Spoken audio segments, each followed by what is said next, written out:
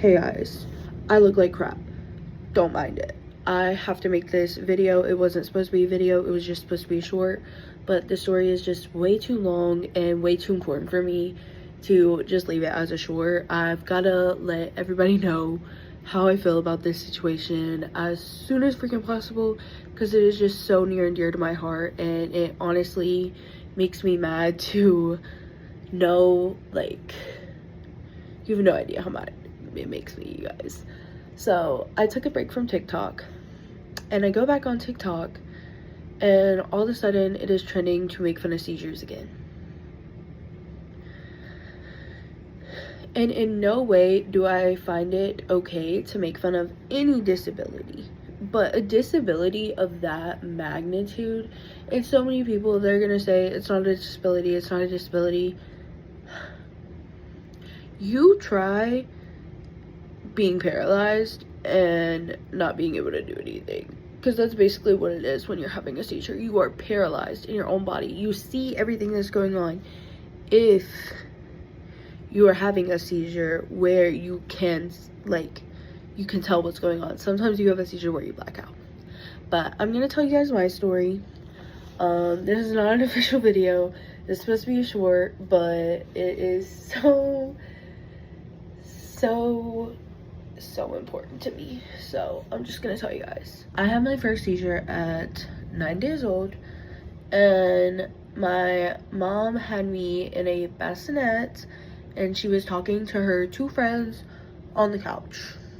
All of a sudden the bassinet started shaking, and my mom came out to it, and I was very obviously lethargic. So she asked her two best friends, she's like, guys, what do I do?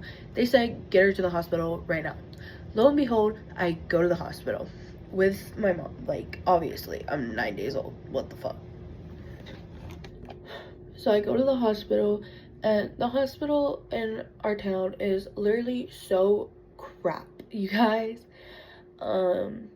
So they sent me to my pediatrician across the road, and this amazing, sweet old man, he told my parents, he gave them the ultimatum. He was like, you can bring her up there yourself, or we will have her airlifted. And he got on the phone with the best neurologist in the state for babies, and he got me an appointment with them right away. He made sure they knew that I was coming, like, super urgently.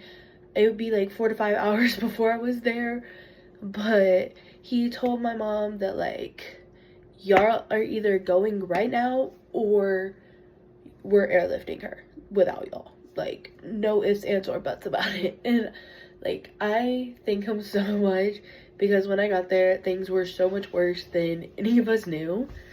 I keep saying any of us knew, like I wasn't a 9-day-old baby, completely in control, like, out of control, you know what I mean? Like, I had no control of what was happening.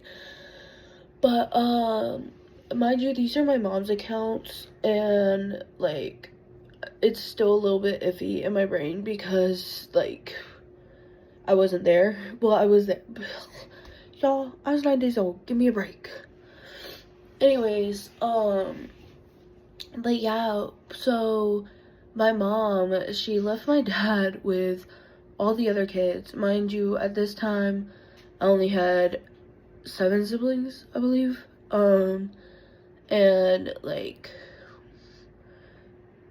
she left my dad and my grandma with them, and my grandmas, they were taking turns, like my mima and my mama, they were taking turns watching the kids, and they packed us both a bag, and we went on the road 4 or 5 hours away to go to this neurologist who I ended up seeing till the time I was 14. But yeah, they basically said that my brain was fried to okay, and I was gonna deal with this for my entire life. They put me on many medicines. I was on, I think, a total of 8 different seizure medicines through my life. I'm finally not on any, but I definitely need to go back on them because I have had seizures starting to be more regular lately. But I kind of can sense where when they're coming on now. Thankfully, I'm one of the lucky ones. I can sense whenever I'm about to have a seizure. A lot of people can't. But I think it's because I am so used to having them. I know the warning signs. I get a bad taste in my mouth, and we call it nervous tummy. Me and my mom, because my stomach literally starts to like gurgle, like if you're hungry and nauseated at the same time, that's kind of like what it does. Yeah, but basically, like, my entire childhood was just medication for seizures. Also, due to my seizures, I also have ADHD and ADD, but I can't take any like stimulants or anything to keep me concentrated.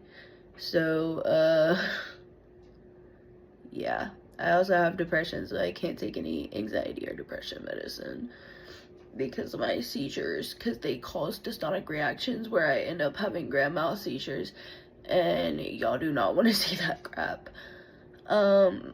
Whenever I'm sick, I have to be very, very careful of how much steroids I'm taking, and I can't mix them with any other medication.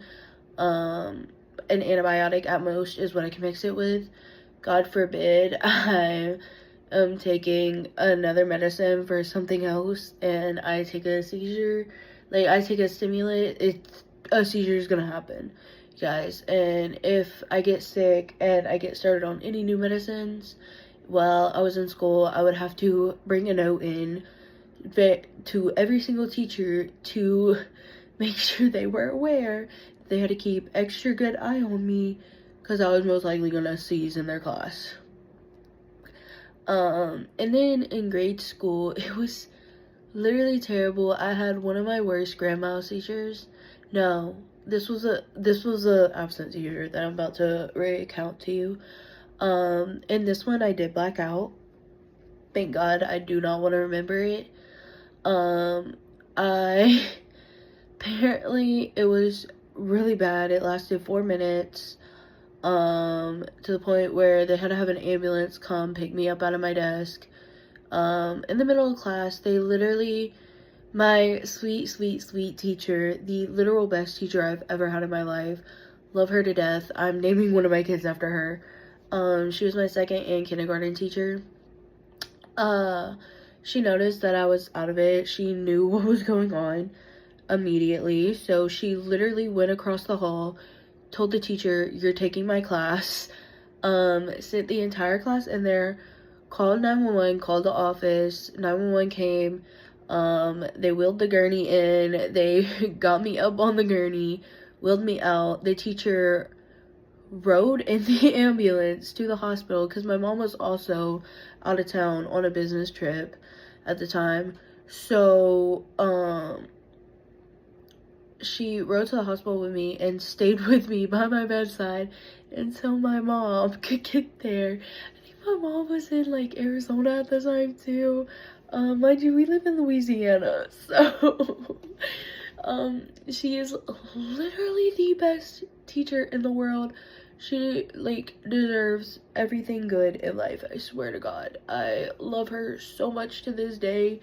She got a sub for the rest of the day. It was, love her to God, like, love her.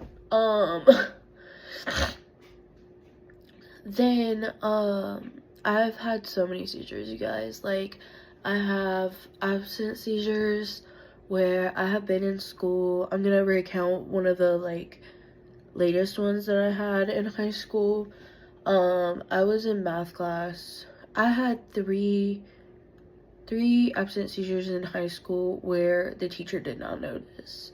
But I was in my math class senior year, and absent seizures are such an out-of-body experience for me because I'm literally awake. I notice everything that's happening. I don't lose track of time at all. Like, I'm aware of everything that's happening. I'm aware of the time, but I can't speak. I can't move. And I'm just stuck in a daze, nodding my head back and forth.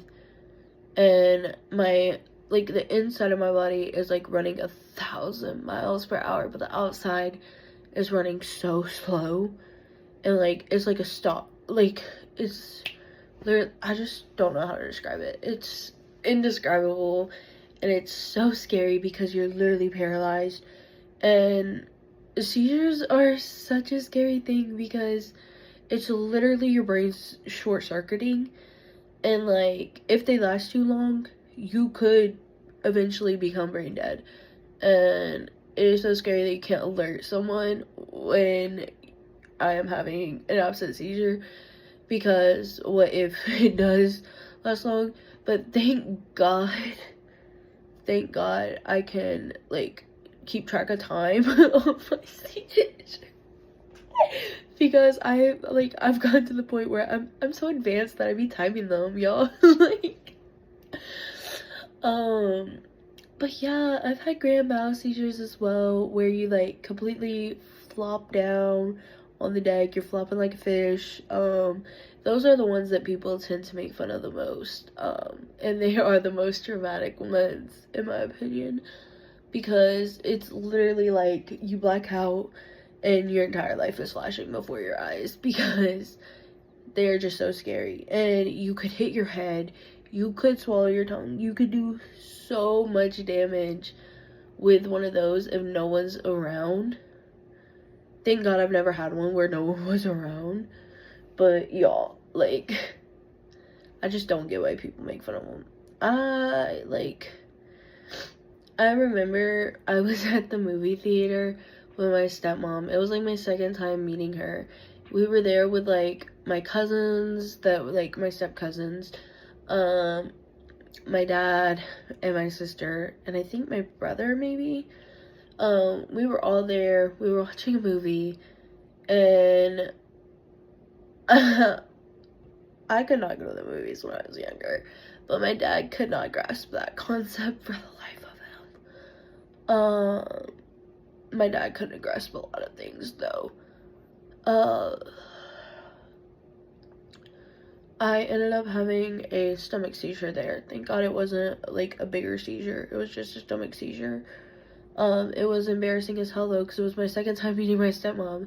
I was supposed to be spending the night at their house, and here I am in the bathroom at the movie theater for like an hour at like, I don't even know how old I was. I was like 12 years old. And I'm over here pooping all over myself and puking up all over the bathroom, because you literally, like, your stomach is paralyzed and you have no freaking control of your bowel movements. And it's so embarrassing. It's so embarrassing to talk about, but I feel like more people need to talk about it so that more people will stop joking about it. And like, it's an out-of-body experience, and it's so scary, and I can't emphasize enough how scary it is and how dehumanizing it is to watch people joke about like the most traumatic things that has happened to you. Like, I have seen my life flash before my eyes many times. Like, I have fully been driving 100 miles per hour and hit a tree, you guys, head on. And seizures are more scary than that shit. I would rather hit that tree multiple times over again than have another seizure. And that incident literally traumatized me for 5 years, where I could not get into a car with just anybody. I had to completely trust your soul, and it like postponed me getting my license for 2 years because I was too scared to get behind a wheel of a car. Like, I just, like, if that doesn't emphasize how freaking like scary seizures are, I literally still have like parts where I stop breathing in cars because I'd be so terrified. And like, I'd rather witness that 100 times over again than have another seizure. So I remember there was this one time where, like, I probably shouldn't talk about this on YouTube. Nobody's gonna even see this anyways. But one time I was in school and they called a red alert, which is basically where there's a pew pew close by the school or in the school. And the red alert lasted for an hour, and then it finally cleared it, and it was like 30 minutes past when we were supposed to get out of school. And so they cleared it. We were all walking. And then all of a sudden, over the intercom, "This is not a drill. Get back in the classrooms. Hurry, hurry, hurry. This is not a drill. Get back in the classroom." And our teacher literally made us write letters to our parents. Saying goodbye. I'd rather do that again. I would literally rather do that again than have another seizure. Granted, it was like all okay in the end, but y'all, that crap was traumatizing, especially because I was in the 6th grade. Yeah. I don't know, man. There was just like, seizures are so scary, and the fact that people still joke about them makes me so mad. I feel like there was another incident that I wanted to talk to you guys about, but I'm fried, and I'm upset because I know no matter how much we talk about it, people are still going to make fun of it because people are crap, all honesty. And like, I don't know, man, it's just like, you wouldn't want somebody making fun of like your biggest insecurity, because all honesty, it's an insecurity. It's a disability, it's an insecurity, and like, it's also very traumatizing because I just want y'all to put yourself in the shoes of not being in control of your own body, like having no say or anything of what happens. Like, it just sucks, and I hope people get better at like learning that joking about like disabilities is not okay. Point blank. I don't know, guys, but I'm going to be coming back to YouTube soon. I'm gonna be posting more uplifting stuff, not me crying in my bedroom at 1 a.m. over a very upsetting TikTok that is honestly very humiliating for me. I'm not gonna lie. But oh